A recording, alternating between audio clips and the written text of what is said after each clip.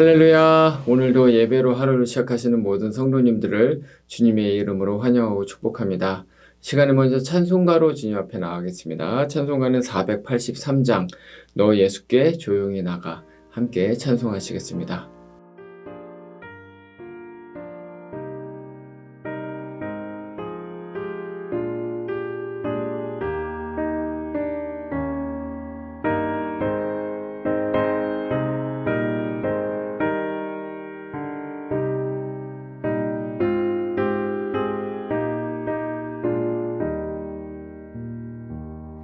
너 예수께 조용히 나가 내 모든 짐 내려놓고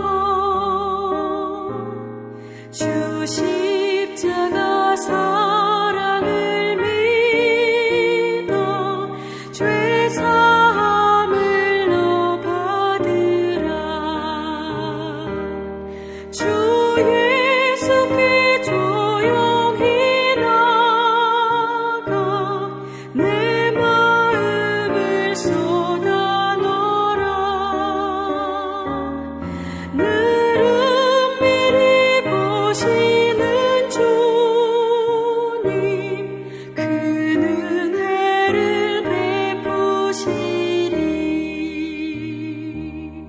주 예수의 은혜를 입어 내 슬픔이 없어지리. 내 이웃을 늘 사랑하여 너 받은 것 거저주라.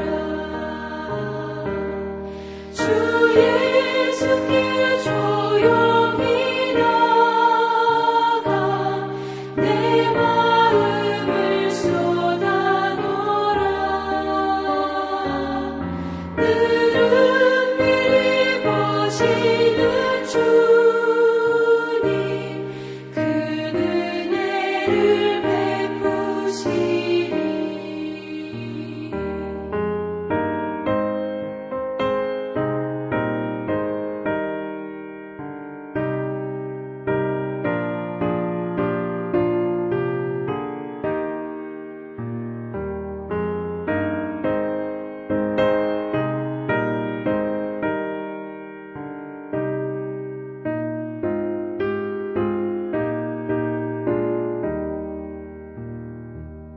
주 예수를 친구로 삼아 늘 내 옆에 모시어라.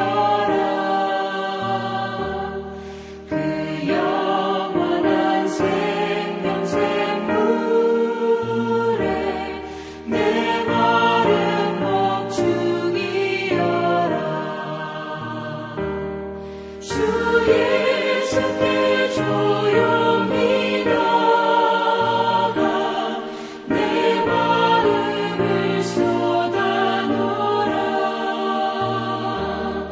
늘 은밀히 보시는 주님 그 은혜를 베푸시리.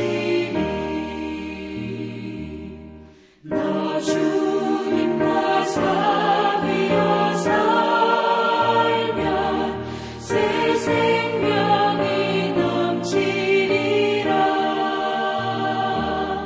주 예수를 찾는 이 앞에 참 밝은 빛 비추어라. 주 예수께 조용히 나가 내 마음을 쏟아 놓으라.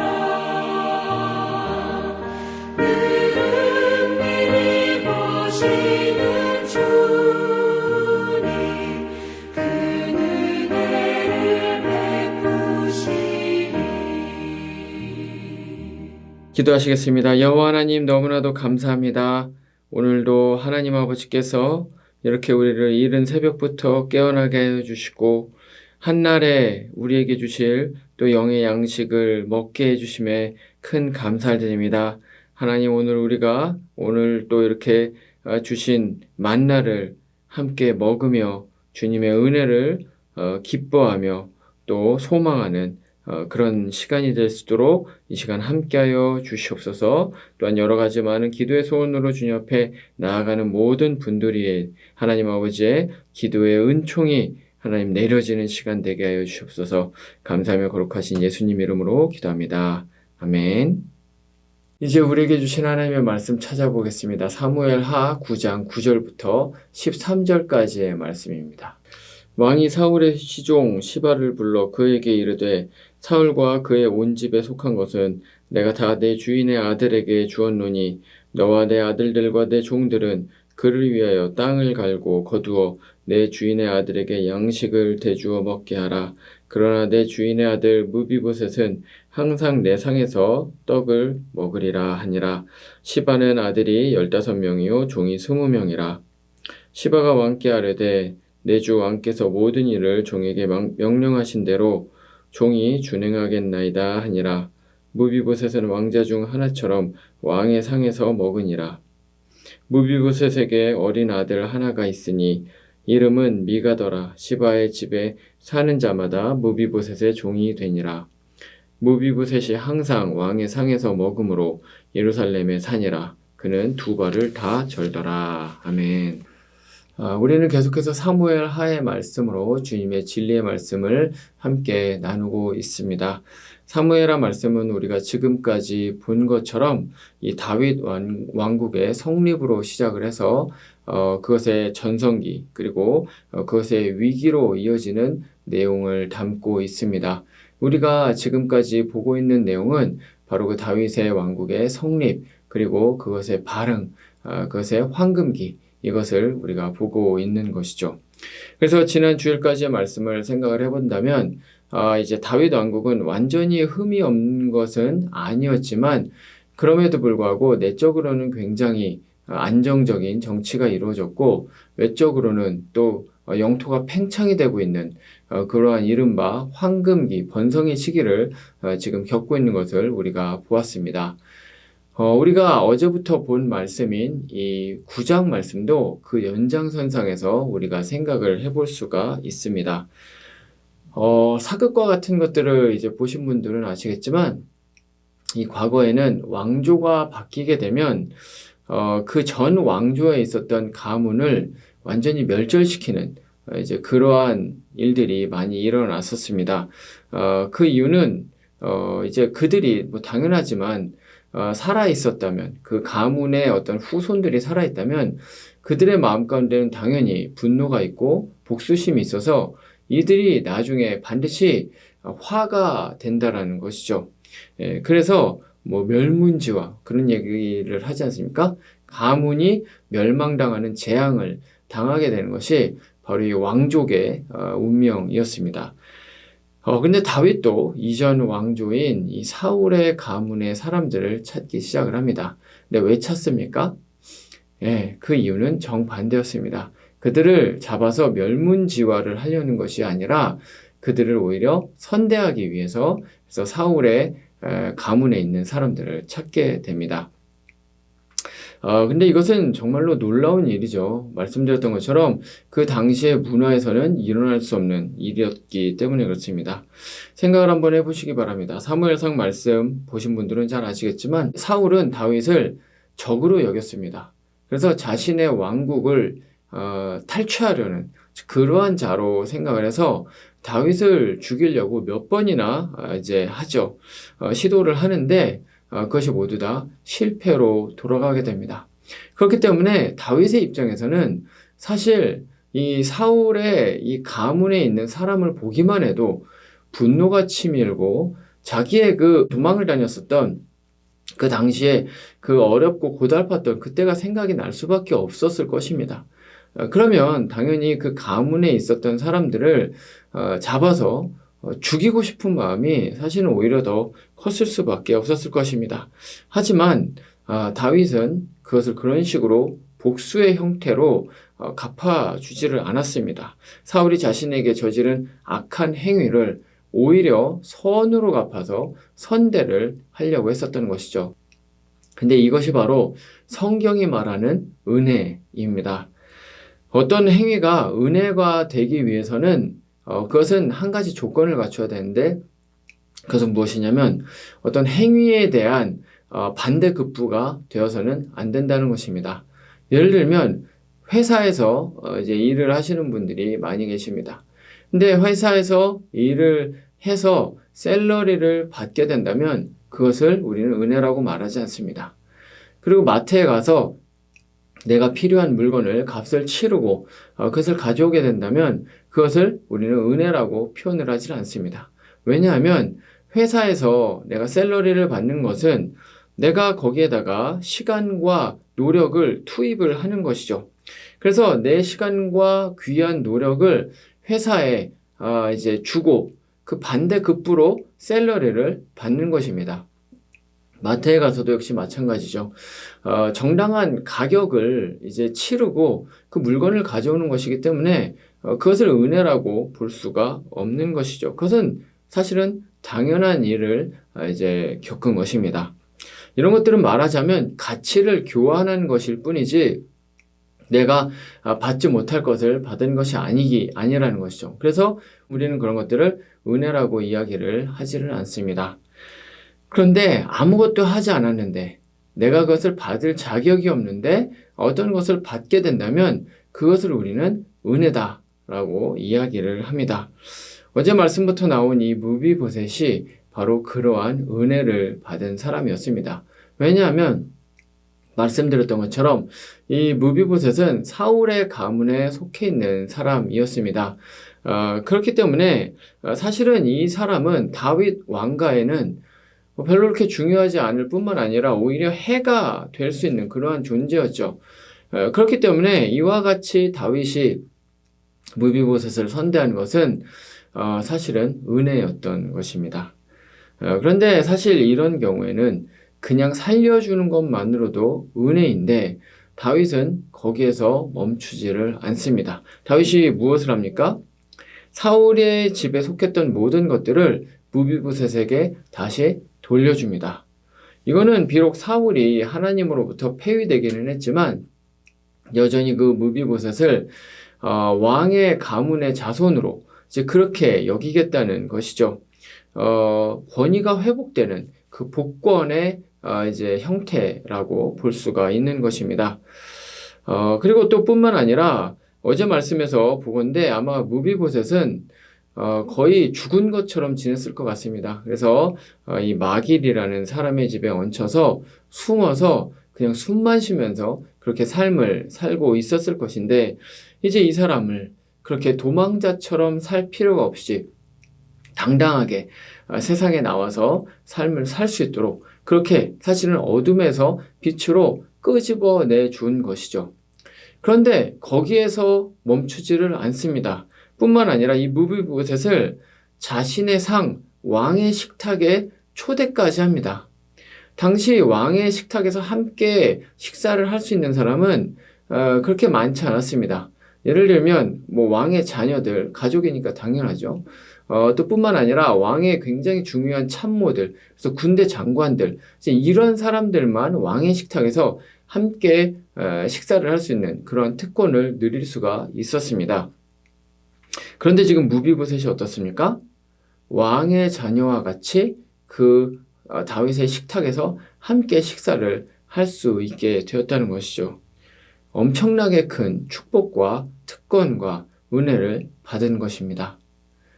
그런데 사실 이와 같은 일을 우리는 지금까지 겪었고 앞으로도 겪게 될 것입니다.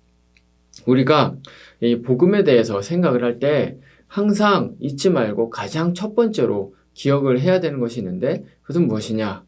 바로 우리가 하나님으로부터 선대를 받을 만한 아무런 자격이 없는 자라는 바로 그 진리를 우리가 인정을 하는 것, 그것을 우리가 기억을 해야 된다는 것입니다. 우리는 로마서 6장 17절 말씀에서 나오는 것처럼 본질상 하나님의 종이 아닌 죄의 종입니다. 그리고 에베소서 2장 3절에서 말하는 것처럼 하나님의 자녀가 아니라 죄의 자녀, 진노의 자녀입니다. 우리는 하나님의 선을 받을 만한 어떠한 자격도 없는 존재입니다. 우리는 하나님의 선을 받을 만한 어떤 공로도 쌓은 적이 없고 사실 쌓을 수도 없는 자들이라는 것이죠. 그래서 찰스 스펄전이 이야기를 하는 것처럼 우리가 구원을 위해서 하는 일이라고는 오직 죄를 쌓는 것밖에 없다. 사실은 그 말이 딱 맞다는 것입니다. 그런데 이렇게 말을 하면 어떤 분들은 이렇게 생각을 할 수가 있습니다. 그래도 나는 나름 열심히 사는데 나는 나름 다른 사람들도 열심히 돕고 교회에서 봉사도 열심히 하고 이 정도면 착하고 선하게 사는 거 아닌가? 좀 그렇게까지 말하는 건 너무 좀 심한 거 아닌가? 이제 이렇게 생각을 하시는 분들도 계실 수가 있습니다. 물론 좋습니다. 선하게 사는 거, 다른 사람들을 도우면서 사는 거, 교회 공동체를 열심히 섬기면서 삶을 살아가는 거 너무나도 중요합니다. 계속 그렇게 우리는 살아야 됩니다. 하지만 그럼에도 불구하고 우리가 그렇게 선하게 살고 착하게 살고 누군가를 조금 돕는 봉사의 삶을 산다고 하는 것이 하나님께서 요구하시는 완전한 의에 이르는 길은 아니라는 것입니다. 왜냐하면 하나님께서는 완전히 거룩하셔서 우리에게 완전한 의를 요구하시기 때문에 그렇습니다. 그래서 갈라디아서 5장 3절 그리고 야고보서 2장 10절에서 말을 하는 것처럼 우리가 만약에 행위로 의롭다함을 얻기 위해서는 그렇게 되기를 원한다면 우리는 완전한 행위를 해야 합니다. 그래서 완전히 율법 전체를 다 지켜야 한다는 것이죠. 만약에 그 율법 중에 하나만 어기게 되더라도 우리는 율법 전체를 다 어기게 되는 것입니다. 그럼 우리는 율법을 다 지킬 수 있습니까? 예를 들어서 우리가 좀 생각해 봤으면 좋겠습니다. 우리는 우리의 이웃을 우리 몸처럼 그렇게 사랑을 합니까? 부모님을 우리는 십계명에서 나온 것처럼 지금까지 항상 공경해 왔습니까? 혹시 누군가를 미워해 본 적이 없습니까? 만약에 미운 감정이 들었다면 산상수훈에 의하면 우리는 이미 살인을 범한 사람입니다. 이렇게 본성 자체가 죄인인 우리가 도대체 어떻게 하나님 앞에서 감히 우리의 그 별것 아닌 그 별것 아닌 행위를 가지고 우리가 하나님의 선대를 받을 만한 자격이 있다라고 우리가 그렇게 이야기를 할 수가 있겠습니까? 예수님 이외에는 이 땅에 태어난 모든 사람들은 아무도 그와 같은 말을 할 수가 없다라는 것이죠. 우리의 행위로는 결코 우리가 하나님께 선을 받을 만한 자격을 얻을 수가 없다라는 것입니다. 그래서 사실 우리가 죽은 개와 같은 무비보셋과 같은 존재라는 것이죠. 그런데 이 자격 없는 자에게 자격이 주어지게 됩니다. 바로 그게 누구 덕분입니까? 바로 우리 주 예수 그리스도. 바로 그 예수 그리스도의 의로 말미암아 그분의 공로로 말미암아 우리의 신분이 마치 무비보셋이 도망자의 신세에서 멸문지화의 그 재앙을 받았던 그러한 숨어 지내는 사람에서 왕의 자녀가 되는 그 지위, 그 신분의 변화가 일어난 것과 같이 우리가 죄의 백성에서 하나님의 백성으로 진노의 자녀에서 하나님의 자녀의 신분의 변화가 일어나게 되는데 이 모든 것은 99.999%가 아니라 100% 바로 우리 주 예수 그리스도로 인해서 일어나게 된다라는 것이죠. 그래서 이 믿음으로 말미암아 예수 그리스도와 연합하기만 한다면 우리는 이제 하나님의 자녀된 백성으로서 삶을 살아가게 된다는 것입니다. 그래서 하나님께서 우리를 볼 때 그 죄악으로 보는 것이 아니라 우리가 속해 있는 바로 그 예수님을 보시는 것처럼 하나님께서 우리를 보시게 되는 이 기적과 같은 사건이 일어나게 된다는 것이죠. 그런데 여기에서 멈추지 않습니다.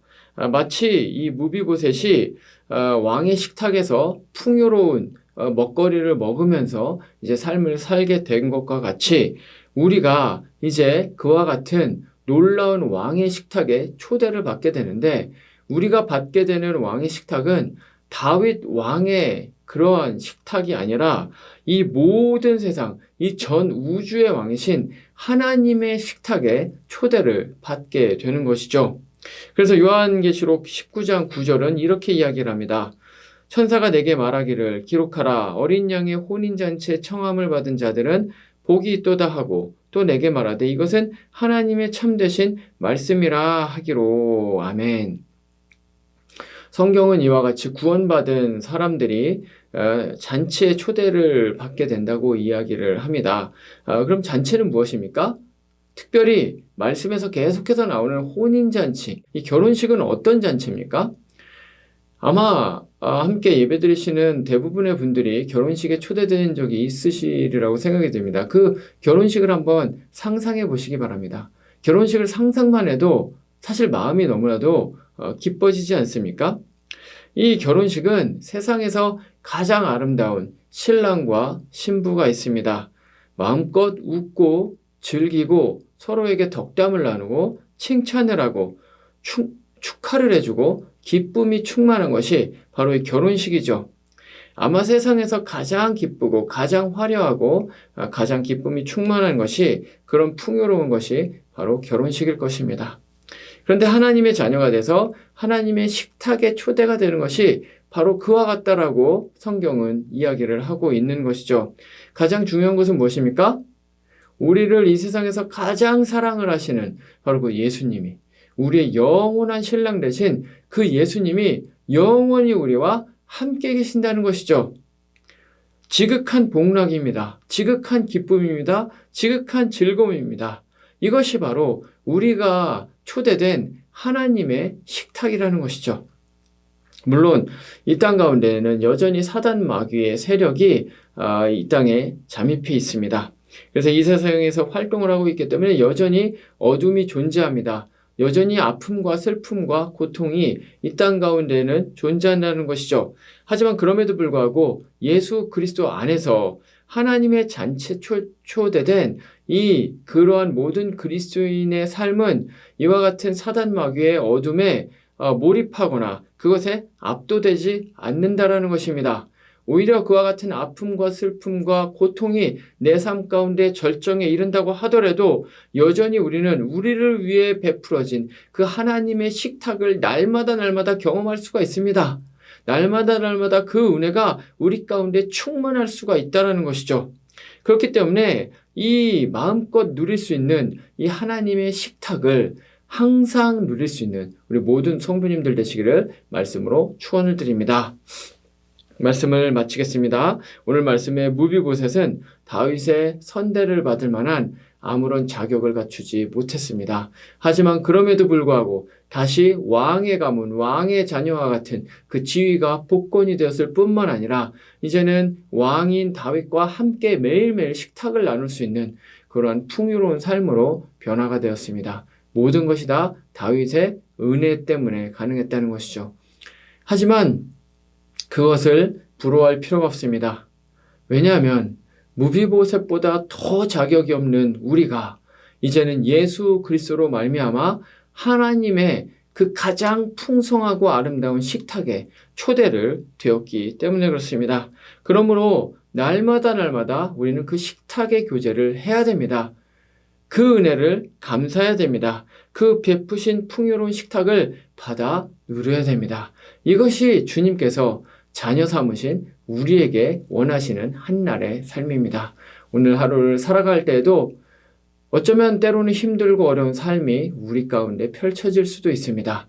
그럼에도 불구하고 우리를 여기까지 인도하여 주시고 하나님의 자녀 삼아 주셔서 그 어린 양의 혼인잔치에 초대해 주신 그 주님의 은혜에 감사하는 그것을 받아 누리는 모든 성도님들 되시기를 말씀으로 축원드립니다. 기도하시겠습니다. 여호와 하나님 아버지 참으로 감사합니다. 그렇습니다. 오늘의 말씀에 나온 것과 같이 이 무비보셋은 다윗 왕의 이 은혜로 말미암아 다윗의 한 상에서 식사를 할 수 있는 이 놀라운 기적적인 이러한 은혜를 얻게 되었습니다. 하나님, 하지만 우리는 더 큰 놀라운 선대를 받았습니다. 그 아들 예수 그리스도로 말미암아 우리가 다시 하나님의 자녀가 되었습니다. 하나님의 백성이 됐습니다. 그래서 하나님은 이 땅 가운데 아프고 슬프고 고통 가운데 삶을 살더라도 여전히 우리가 하나님의 이 베풀어진 식탁 가운데서 기쁨을 누리는 하루를 지낼 수 있게 해주셨습니다. 얼마나 감사한 일인지요. 주님, 이 감사를 오늘도 마음 가운데 품고 나아가게 하여 주시옵소서. 특별히 병상에 있는 우리 많은 성도님들 계십니다. 또 경제적인 어려움으로 힘들어하고 계신 분들 계십니다. 인간관계에 또 깨어짐으로 힘들어하고 있는 분들 계십니다. 갖가지 많은 힘들고 어려운 고난으로 인해서 힘들어하고 있는 모든 분들을 주님의 식탁으로 오늘도 초대해 주시기를 간절한 마음으로 기도를 드립니다. 여러 가지 많은 기도의 소원을 가지고 나오신 모든 성도님들 위해 주님의 은혜와 축복이 함께하기를 믿고 소원하며 거룩하신 예수님 이름으로 기도합니다. 아멘.